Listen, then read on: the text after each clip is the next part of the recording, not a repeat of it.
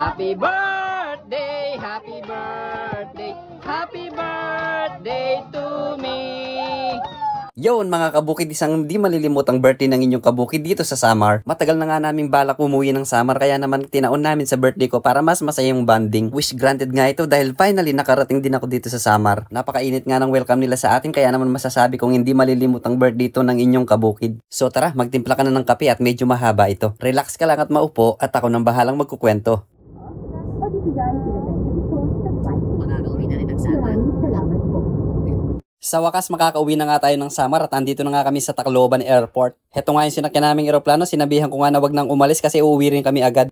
At dito nga sinundo kami ni Papa, yung kapatid ni Maria na taga Balangiga. At hindi naman sa pagmamayabang engineer lang naman yung ating sundo ngayon. Pagkasakay nga ng ating bagahe, naghanap muna kami ng makakainan kasi tanghali na kami dumating dito sa Tacloban. At pagkatapos nga namin kumain at makabili ng konting pasalubong bumiyahe na kami. Nasa 4 hanggang 5 oras pa kasi yung biyahe papuntang Eastern Samar. At nadaanan na nga namin dito yung sikat na San Juanico Bridge. Gusto nga sana namin bumaba at magpicture pero bawal na daw. Siguro dahil nakakaabala sa ibang mga motorista. Itong San Juanico Bridge nga pala ang nagdudugtong ng isla ng Samar at ng Leyte. Mula naman ito sa bayan ng Tacloban, Leyte hanggang sa Santa Rita, Samar. O di ba alam ko, tinanong ko kasi kay paring Google yan. And so along the way ngayon, nakita namin yung bahay na pinapagawa ni Kuya Abel. Napakalaki nga ng bahay niya at di pa natatapos. Inuunti-unti nga niya kada uwi niya galing Saudi. And so ayun, tuloy na ulit kami sa biyahe. Kahit nga mahaba yung biyahe dito, di ka masyadong maiinip kasi may nature viewing tayo. Tabing dagat kasi yung mismong dinadaanan natin. At napakagandang pagmasdan ng kalikasan. At maya-maya ngayon, nandito na tayo sa Eastern Samar. Pero may kalayuan pa yung papuntang General MacArthur. At dito ngayon, napagtanto ko, napatay talaga sa atin si Maria. Biruin mo, napakalayo pala ng pinanggalingan niya para lang makahanap ng isang humble at poging asawa na tulad natin.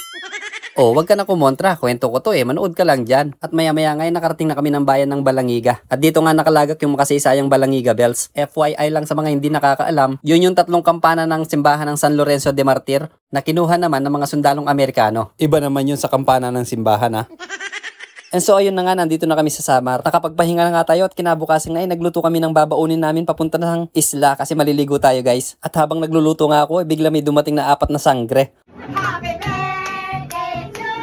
Happy birthday to you.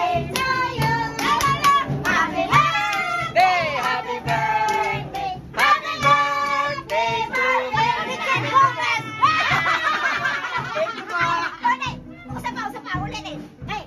Happy birthday to you. Happy birthday to you. Happy birthday, Happy birthday. Happy birthday. Napakasarap naman, kinantahan tayo ng ating 4 na nanay. At hindi pa pala nagtatapos doon guys.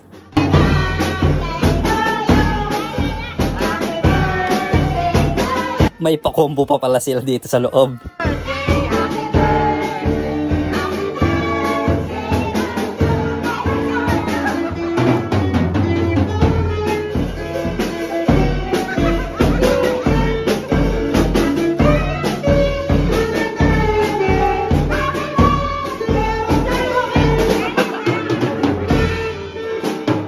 So pagkatapos natin makapag-almusal at makapagluto ng babaunin pupunta na tayo ng isla guys. Sumakay nga kami dito ng pump boat para makarating doon sa isla. Libre nga lang daw yung isla kahit na private siya, basta wag ka lang magkakalat. Sinama nga rin namin si Claudia at saka si Mocha na mas excited pa ata sa akin. At habang nasa laot nga kami, napansin ko na makulimlim yung langit at para bang nagbabadyang umulan. Pagkatapos nga ng halos 1 oras malapit na pala tayo at natanaw na natin yung isla. At pagdating nga namin ganito yung bumungad sa amin, maraming nyog at napakalinis ng paligid kasi nga bawal yung magkalat. Eto nga si Claudia mukhang nagugutom na kaya gumala-gala siya kaso wala siyang makitang diaper. Dito kami mag-celebrate. Grabe yung lakas ng hangin guys, mukhang uulan na nga. Buti na lang may kubo rito kaso butas-butas yung bubong. Buti na lang at may dala kaming tolda. Waray kami pulutan, ito na lang. Sugba. Sinagba. Ayan sarap Shell. Tuin natin yung ating pulutan guys. Ito may baon akong kawali dito. Tuin ko yung crispy ulo. Cheers! For many years! Pinagkandin kita, niyakap ng buong higpit, ngunit ikaw pala'y panaginip. Ay naku, puso'y nalilito,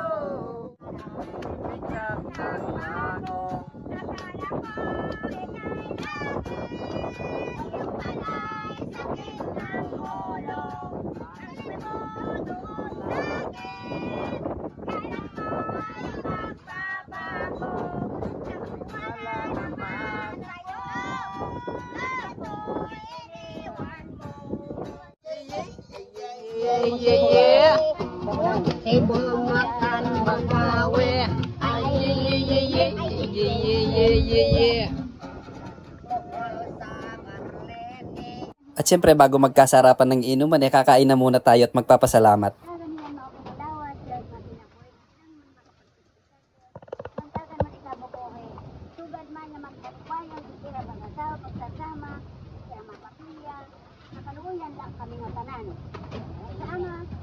Amen. Happy birthday! Thank you to you. Happy birthday to you. Happy birthday, happy birthday, happy birthday to me. At habang kumakain nga kami, biglang dumating yung mga namamangka at may dala silang dalawang malalaking alimango. Binuhusan nga lang ng konting tuba ni tatay tapos sinalang na agad sa apoy. Yun na daw ang magiging pampalasa niya. Okay, ang ating birthday celebrant!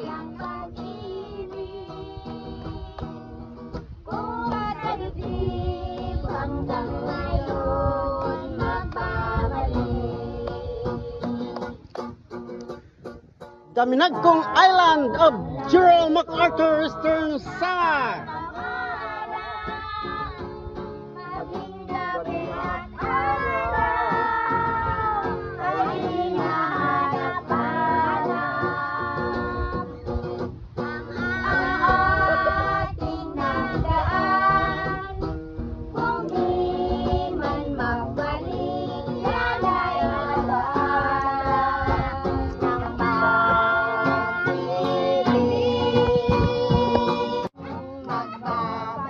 Okay, the sweet lovers of the night.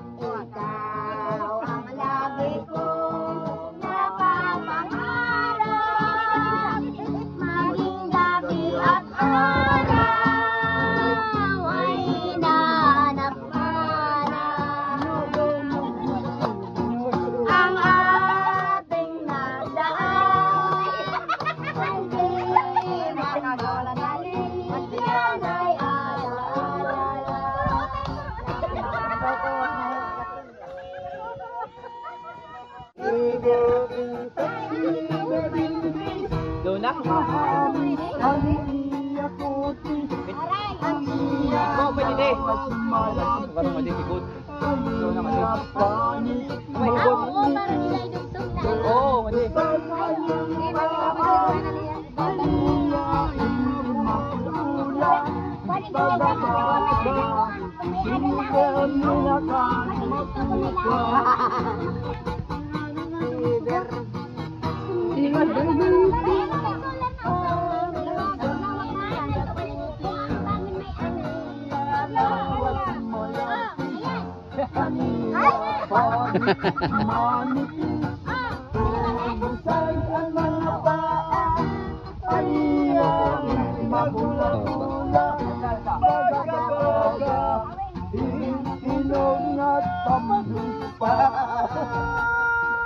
Yan ang birthday.